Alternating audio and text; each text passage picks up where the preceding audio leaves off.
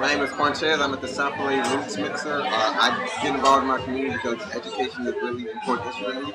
I mean, we know that black and brown boys, one, don't graduate at the rate that they should. We're talking about maybe 50% graduation rate, and they get tracked into prison. Right now in LA, in the social justice community, we have this campaign to end what they call the school to prison pipeline.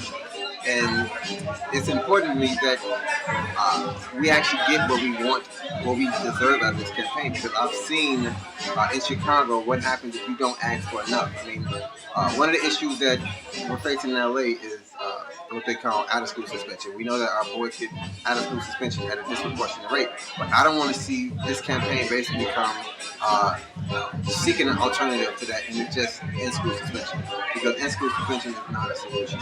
Like, we should be getting so much more, because that's what we need for the community. That's why I get involved. That's why I fight, because education is important. And having half the guys, half of black and brown boys graduate from school is not acceptable.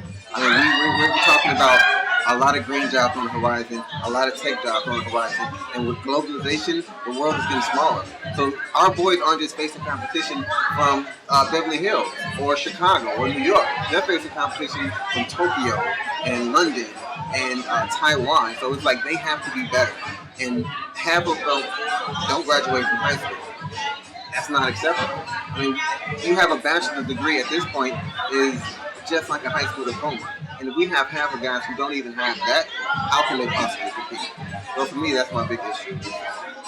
Making sure that our boys get educated. Making sure that we have people who have a strong path to success. Because here's a statistic. You can't even work at McDonald's unless you're in high school without a high school diploma. And half of our boys will not even be qualified to work at McDonald's. That's a huge issue. I just can't understand why people aren't just outraged at that fact. Half of our guys will not graduate from high school.